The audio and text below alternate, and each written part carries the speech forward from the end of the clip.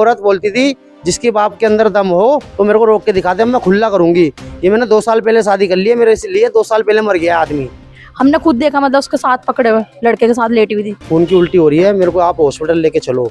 तो मैं उनको हॉस्पिटल लेके गया तो उसके अंदर हार्पिक निकला गया कि आपने हार्पिक पिया है। मैं बेटे पापा को ऑपरेशन मिलने के लिए चला जा, उसने साफ मना करा कि मैं नहीं जा रहा, मेरी मम्मी मुझे मारेगी, मेरा कोई पापा नहीं है। वो करना था डिवोर्स ले लेती तू, कह रही नहीं मेरे को मारना ही था इनको कि हाँ खुद बोली अपने मुंह से, साफ बोला मुंह से कि मेरी तरफ से कल मरता हो आज मरे, कि मैं इसको देखने भी नहीं आऊंगी, ना इससे मिलने आऊंगी, ना अपने बच्चों को भेजूंगी। वीडियो कॉलिंग पे बात करती थी, उनके सामने ही करती थी, शरीरों पे लब बाइट के निशान दिखाती थी।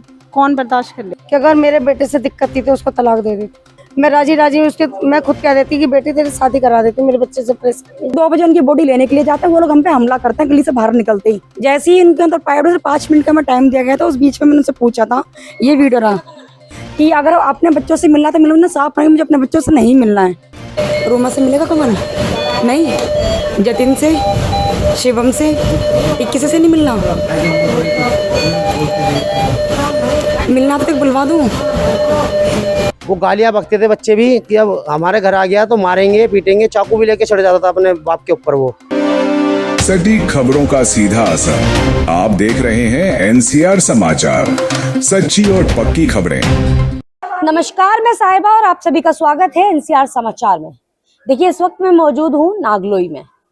वैसे तो महिलाओं के लिए 10 कानून बने हुए हैं और ये 10 कानून इसलिए बनाए गए थे ताकि महिलाओं के साथ कुछ भी गलत ना हो।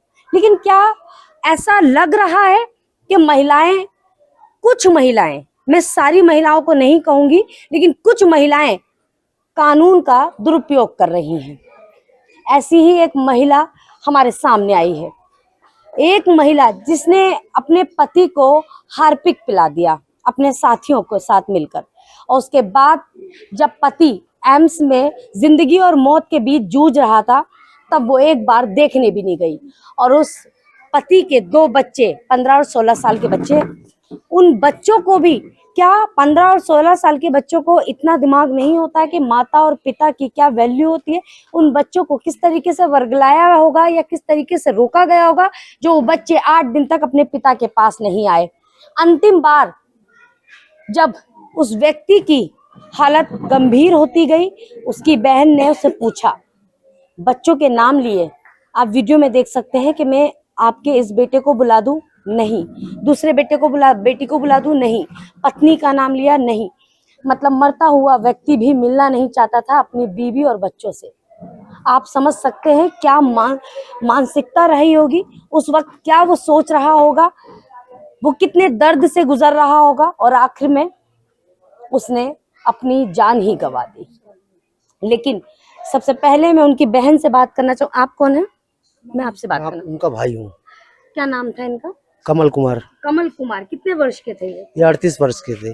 38 साल में। ये फोटो जूम कीजिए एक बार। ये कमल कुमार की फोटो है जिनकी जिंदगी जो है उनकी पत्नी द्वारा ले ली गई, या आपका कहना है हत्या की गई? हाँ जी। ये इतना बड़ा आरोप कैसे लगाया आपने?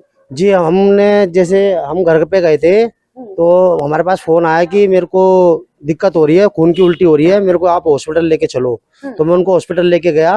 वहाँ जाके मेडिकल वगैरह हुआ, इनकी जांच वगैरह करी गई तो उसके अंदर हार्पिक निकला गया कि आपने हार्पिक पिया है।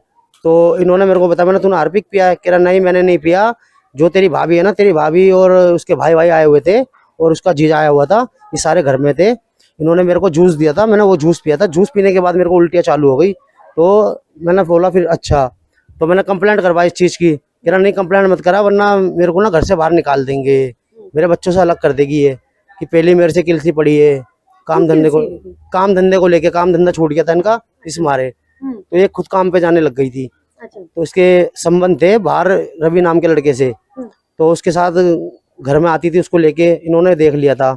तो इस मारे उन्होंने चाल खेल के दोनों सबने हार्पिक पिलाया उसको मारने के, मौत के घाट उतारने। दूसरा उपाय नहीं था? डिवोर्स भी दिया जा सकता था। हमने भी ये बोला डिवोर्स भी दिया जा सकता था, और तेरे को करना था डिवोर्स ले लेती तू। कह रही नहीं मेरे को मारना ही था इनको कि खुद बोली अपने मुंह से, साफ बोला मुंह से कि मेरी तरफ से कल मरता हो आज मरे, कि मैं इसको देखने भी नहीं आऊंगी, न इससे मिलने आऊंगी, न अपने बच्चों को भेजूंगी। 8 दिन तक आपका भाई जिंदगी और मौत के बीच जूझ रहा था, तो आपकी भाभी आई? नहीं, कहीं कहीं नहीं आई वो। उन्होंने फोन भी नहीं करा, एक बार भी। बच्चों ने भी फोन नहीं करा। बच्चे तो और गाली बकते हैं कि अगर यहाँ आ गया ना वो तो मारेंगे, बहुत गंदी गंदी गाली बकते हैं बच्चे। मैं बता भी नहीं सकता आपको। बच्चे इस तरीके की बातें करते हैं, ऐसा क्या किया था आपके भाई ने? कुछ भी नहीं किया था, बस इन्होंने देख लिया था। उन्होंने देख लिया था बस, अपनी वाइफ को किसी और मर्द के साथ देख लिया था, इस चक्कर में बस उन्होंने ये एक्शन लिया। तो बच्चों के अंदर जहर बो दिया हाँ जी, पिता के खिलाफ? हाँ जी। वो गालियां बकते थे बच्चे भी कि अब हमारे घर आ गया तो मारेंगे पीटेंगे, चाकू भी लेके चढ़ जाता था अपने बाप के ऊपर वो। पर फिर भी वो सहन करते थे कि हम रोते थे बहुत कि मेरे ऊपर ऐसा कर रहे हैं। मम्मी को भी बताते थे मेरे ऊपर मेरे बच्चे ऐसे कर रहे हैं, देख लो। मैं बात कह रहा हूँ तो आपने कभी कोशिश की सुलह करवाएं, बैठे बातचीत करें? वो सुलह करवाने के लिए बोली थी, पर वो औरत बोलती थी जिसके बाप के अंदर दम हो तो मेरे को रोक के दिखा दे, मैं खुला करूंगी कि मैंने 2 साल पहले शादी कर ली है, मेरे इसलिए 2 साल पहले मर गया आदमी, कि मेरा इससे कोई रिश्ता नहीं है, अब 2 साल पहले मर चुका है मेरे से। आपने कहा खुलेआम वो बोल रही है कि मैंने मारा है, मेरे लिए 2 साल पहले ही मर गया था, बच्चों का व्यवहार अच्छा नहीं था, तो इस पर आपने कंप्लेंट दर्ज कराई? हमारे भाई की हमने कंप्लेंट करवाने की बोली थी भाई को, पर भाई ने बहुत हाथ पैर जोड़े, हमारे को कसम दे दी थी कि मेरे बच्चों को लेके वो दूर चली जाएगी, मेरे को अपने बच्चों के साथ ही रहना है, कि आखिरी दम अपना मेरा दम निकले तो मेरे बच्चों के साथ ही निकले। पर उसके बच्चे कहीं से कहीं तक देखने नहीं आए उसको। मारती भी थी उसको, उसके चेहरे पे निशानी बना रखे, गर्म चिमटे लगा रखे मुंह पे, पूरे गर्म चिमटों से उसके चेहरे का ना खराब कर रखा पूरा चेहरा। अच्छी फैमिली आपकी लग रही है और आपके भाई के साथ इस तरह की बर्बरता निभाई जाती थी और आप लोगों ने कोई एक्शन नहीं लिया, इस पर भी तो सवाल उठेंगे। एक्शन हमने बोली तो है आपको, हम एक्शन लेना चाह रहे थे, हमने बोली थी अपने भाई को, पर हमारे भाई ने मना कर दिया कि नहीं एक्शन मत लो, कि मैं ठीक हो जाऊंगा तो फिर भी उसको पास ही रहना, वरना मेरे को भगा देगी। वो डर के मारे हाथ पैर जोड़ता था कि मेरे को मेरे बच्चे मेरे से दूर हो जाएंगे, वरना लेके चली जाएगी वो बच्चे जो बच्चे अपने पिता को पिता नहीं समझते। हाँ जी। अब वो जब से हार्पिक पिया ना उसके बाद उसकी माँ ने उनको भड़काया है कि अपने पापा के पास नहीं जाओगे बिल्कुल भी, वरना तुम्हें भी छोड़ दूंगी, उनको डराया धमकाया है। उसके बाद से वो बच्चे आना ही बंद कर दिया उन्होंने। ठीक है, हार्पिक जब पिलाया और जब आपको से पूरा पुष्टि हो गई कि हार्पिक पिलाया गया है, तो उसके बाद तो आपने कंप्लेंट की होगी? नहीं, भाई ने मना कर दी थी ना जब हार्पिक पीने के बाद, हमने बहुत बोली उससे। उसके बाद भाभी ने ही उल्टी आपके ऊपर कंप्लेंट? हाँ जी, हम अपने भाई की बॉडी लेने जा रहे थे तो इन्होंने सुल्तानपुरी से अपने भाइयों को बुला रखा था और गुंडे बुला रखे थे बहुत सारे। हम यहाँ से पराग भारती स्कूल के पास से जा रहे थे, उसके घर के नीचे खड़े हुए थे सारे लड़के, तो उन्होंने हमारे को चाकू लेके डंडे लेके हमलावार करा हमारे ऊपर। तो हम नीचे गिर गए थे, हमारे को सब डंडे से मारने लग गए।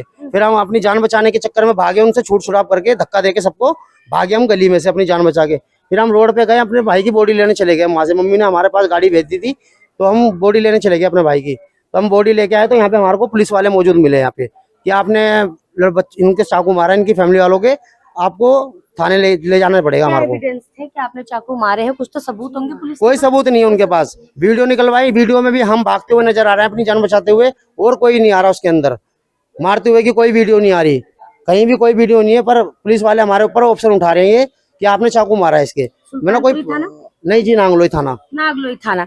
वैसे दिल्ली पुलिस की जितनी मैं तारीफ करूं उतनी ही कम है, और मेरे चेहरे के एक्सप्रेशन से आपको समझ आ रहा होगा कि मैं क्या कहना चाहती हूँ। दिल्ली पुलिस कहीं 4 लाख रुपए की मांग रख रही है, कहीं सीधा बोलती है कि कोई कार्रवाई नहीं होगी, सेटलमेंट कर लो, कहीं सिर्फ पीड़ितों को परेशान करती है। ये दिल्ली पुलिस है।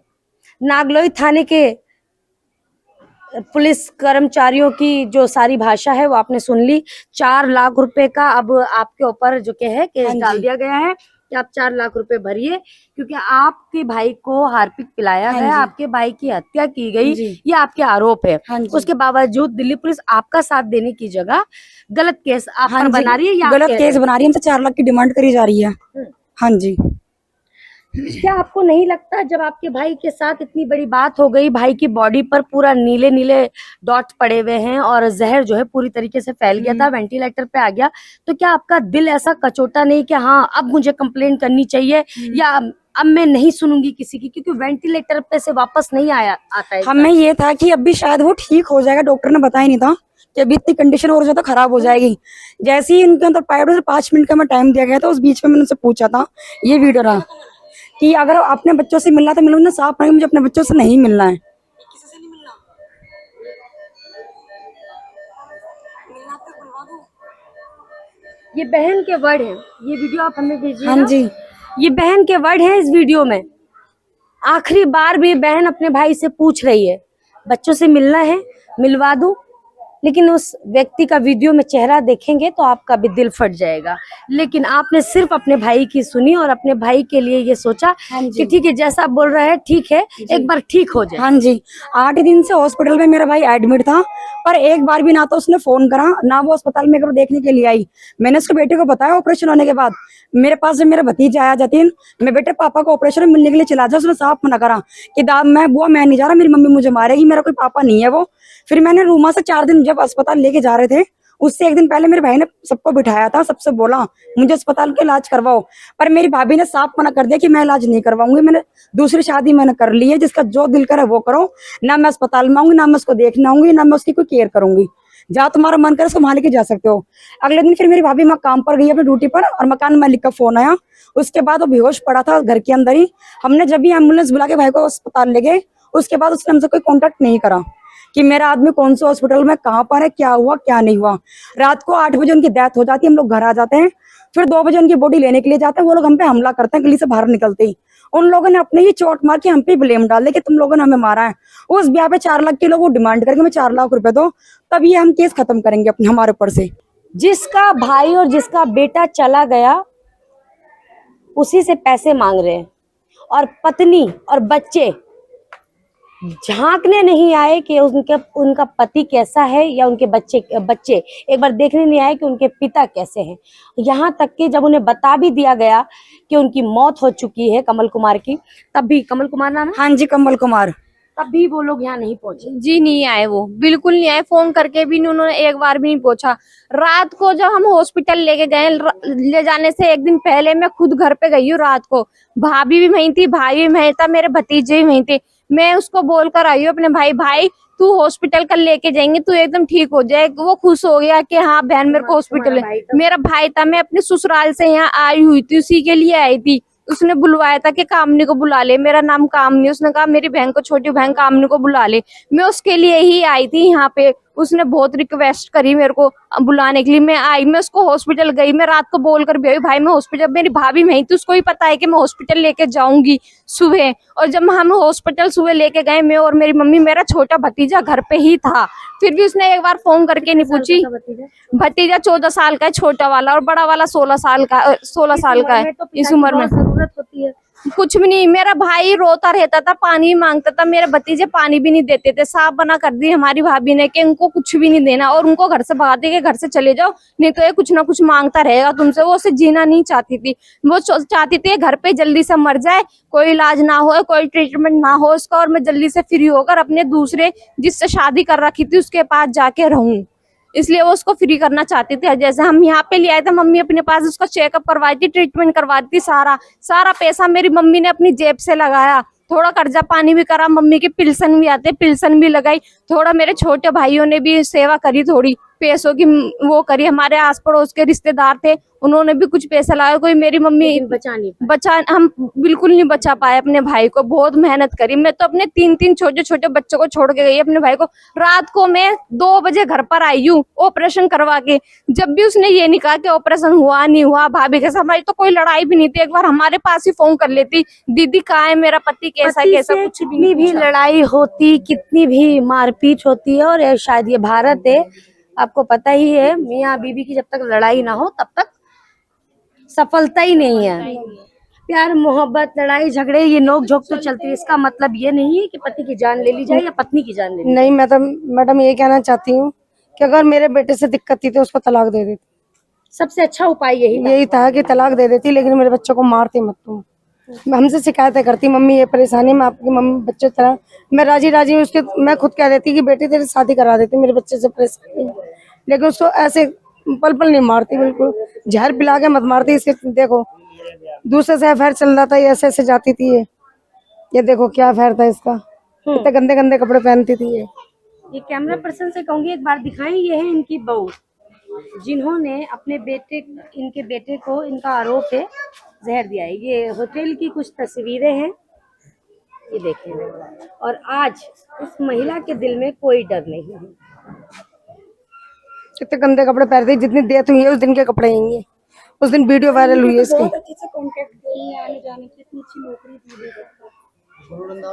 गुरु रविंद्र रफ्तार के साथ ही देखिए इनकी फोटो वीडियोस, योगी के साथ हर चीज थी। समय एक जैसा नहीं रहता है हमेशा, हाँ जी। कभी अच्छा होता है कभी बुरा होता है। इसका मतलब ये नहीं है जी किसी को छोड़ दिया जाए, किसी को मार दिया जाए, ये तो किसी के हक में नहीं कि किसी को अब मार दिया जाए।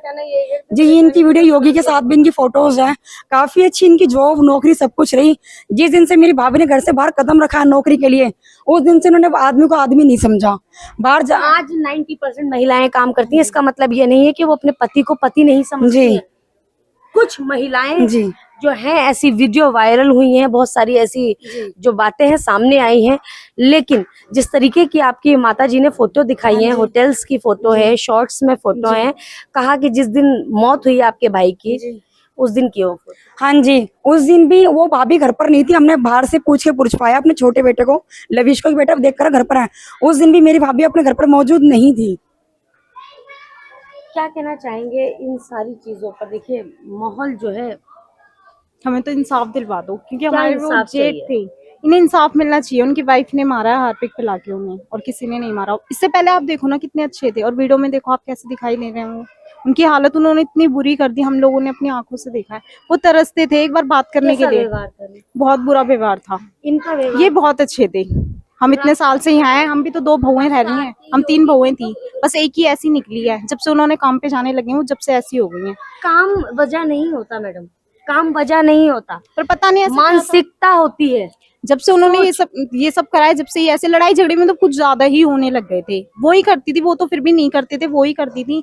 जैसे बीमार हो गए उल्टियां करते, जैसे एक होता है कि हाँ हमारा आदमी बीमार है तो हमारा दिल फट जाता हमारे आदमी को देख के, पर उस औरत को बिल्कुल नहीं। वीडियो कॉलिंग पे बात करती थी, उनके सामने ही करती थी, शरीरों पे लब बाइट के निशान दिखाती थी। कौन बर्दाश्त कर लेगा? सोचो ऐसी हालत। अपने पति को लब बाइट दिखाना, हाँ जी, उकसाना उकसाना, और परेशान परेशान। करना, पर उनकी ऐसी हालत नहीं थी वो किसी को बता सके। वो तो उठ के घर बाथरूम, की इज्जत का सवाल। हाँ इज्जत का सवाल था, और वो बाथरूम तक भी नहीं जा पाते थे। उनको तो ये डर था कभी मेरे को तकिए से ना मार दे। वो इतना डरते थे कि मेरी सास के पास आ गए थे। हमारी मम्मी रखती थी, हम कहते थे बच्चों के पास चले जाओ, उन्हें बहुत डर लगता था कहीं मुझे रातों रात मार ना दे ये। और वो बात सच हो गई। वो सच हो गई, वो खत्म हो गए। 9 तारीख को दम तोड़ दिया। आप भी बहू हैं इसी घर की? हाँ इसी करके जेठ थे वो? हाँ जेठ थे। ये है आपकी जेठानी? ये जेठानी हमारी। कैमरा दिखाओ एक बार। उनके बर्ताव ही ऐसे थे, इनके बहुत गंदे, हर चीज में गंदगी की, मतलब इतनी गंदी औरत मैंने कभी जिंदगी में नहीं देखी। हम भी तो बहू हैं इस घर की, हमने भी तो देखा है। कम से कम बात नहीं करना किससे ढंग से, कोई आ रहा है घर में, कोई बैठा है, कोई किससे बात नहीं करनी। मेरी सास जाती, मेरी सास से बोलती नहीं, बच्चों को भी नहीं बोलने देती थी। कभी देखने भी जाती थी ना मेरे भैया को तो नहीं देखने देती हूँ, किसी को भी बोलती नहीं थी, बात नहीं करती थी। और उल्टा सीधी मतलब वीडियो कॉल पे लगे रहना, वीडियो कॉल करना, और वीडियो कॉल पे अपनी मतलब फेस दिखाना सबको, मतलब बिना कपड़ों के भी। हमने खुद देखा, मतलब उसके साथ पकड़े हुए लड़के के साथ लेटी हुई थी। मैं और मेरी नंद गई थी किसी काम से, तो वहाँ पे वो उसके साथ लेटी हुई थी घर में। क्या उस वक्त आपने क्या कहा? खून जल गया? कुछ नहीं कहा हमने, बस वही कहने लगी किसी को बताना मत, किसी को, हमारे हाथ जोड़ने लगी, पैर पड़ने लगी कि मत किसी को बोलना। मेरी नंद ने कहा चलो कोई बात नहीं, हम नहीं बताएंगे किसी को, घर की इज्जत है। और मेरे जेठ को इतनी बीमार हालत में ना घर से बाहर निकाल दिया कि यहाँ से निकलो। कहीं ना कहीं आपकी गलती नहीं है मैडम? जी हम अपने भाई की वजह चुप रहे थे, समाज के लिए चुप रहे थे, ताकि बाहर इतनी बदनामी ना हो जाए। आपकी चुप्पी हाँ आपके जी। भाई के जिंदगी। क्योंकि हमसे यही तो गलती होगी, हमारे भैया को तो सब कुछ पता था, मेरे जो भाई एक्सपायर हुए हैं, पर वो सिर्फ अपने बच्चों के लिए झुके रहे कि नहीं मेरे बच्चे मेरे से दूर हो जाएंगे। आपके भाई को बखूबी पता था कि मेरी जान जा सकती है, बिल्कुल। मेरी जान को खतरा है। हाँ जी। आपने अपनी भाभी को किसी और के साथ देख लिया, हाँ जी। उसके बावजूद आपने चुप्पी साध कर बैठे रहे, तो कहीं आपकी गलती नहीं है? गलती, हाँ जी गलती थी, पर हम अपने भाई की वजह से चुप रहे ताकि घर ना बिगड़े। क्या पता ये अब भी सुधर जाए, पर हमें नहीं पता था कि हमारे भाई को मौत के घाट उतार देगी। काश अगर उस टाइम हम आवाज उठाते बहुत अच्छा रहता। आज हमारा भाई हमारे पास होता तो हमसे दूर छोड़कर नहीं जाता। वही सबसे बड़ी भूल कर दी हमने, उसको उस दिन माफ कर कर। आप कौन है लड़की की? लड़की के मौसी हैं लड़के की मौसी। जी। क्या कहेंगे? जवान लड़का 38 साल का, हाँ तो हमारे बेटे के साथ जब तो शादी हो बहन का जाती है तो बेटा है पत्नी को सौंप दिया जाता है कि अब बिल्कुल। माँ की तरह पत्नी देखभाल करेगी, और जो पति होता है वो एक पिता की तरह देखभाल बिल्कुल करेगा। बड़ा बेटा था तो बिल्कुल करता, वो तो पूरी जिम्मेदारी थी, मगर वो तो बहू ही इतनी नाकल गई, पूरा घर का बदनाम कर दिया। देख सोचो, हमारे बहन का घर खराब कर दिया है। 2 बच्चे तो उनको भी खिलाफ कर दिया। सोचो कितनी शर्म की बात है, शर्म की बात है ना। कितना क्या? दर्द हुआ होगा आपके बहुत भांजे दर्द को जब आखिरी समय पर जिन बच्चों के लिए वो जूझ रहे थे, वो देखा बच्चे था, हम आते थे मिलने के लिए, हम देखते थे वो ऐसे बैठी रहती थी जैसे रिश्तेदार नहीं है, और ये बहुएं ऐसे काम करती थी जैसे ये बहू तो ऐसे आदमी भी नहीं अपने आदमी के लिए करते, ऐसे मालिश करती थी कमर मलमल के, उल्टियां उठाती थी, ये करती थी। आज जो हम आज अपने जेठ के लिए खड़ी हुई है। खड़ी हैं, हम जब भी तो हम भी खड़े हैं इसलिए कि हमारे बेटे को इंसाफ मिले, मेरी बहन को इंसाफ मिले, कि वो बहुत परेशान है। पुलिस वाले भी कुछ नहीं सुन रहे हैं, वो परेशान है। बहू घर की लक्ष्मी होती है, लेकिन ये कैसी लक्ष्मी है? कई बार लोग सास को ताने देते हैं, कई बार लोग सास को कोसते हैं, नंदों को कोसते हैं, देवरानियों को कोसते हैं, लेकिन यहाँ क्या है? यहाँ किसको कोसा जाएगा? यहाँ तो सब उस बहू के करतूतों पर पर्दा डाल रहे थे, और उसकी सजा क्या मिली? अपने ही भाई और बेटे और जेठ की जान गंवा दी।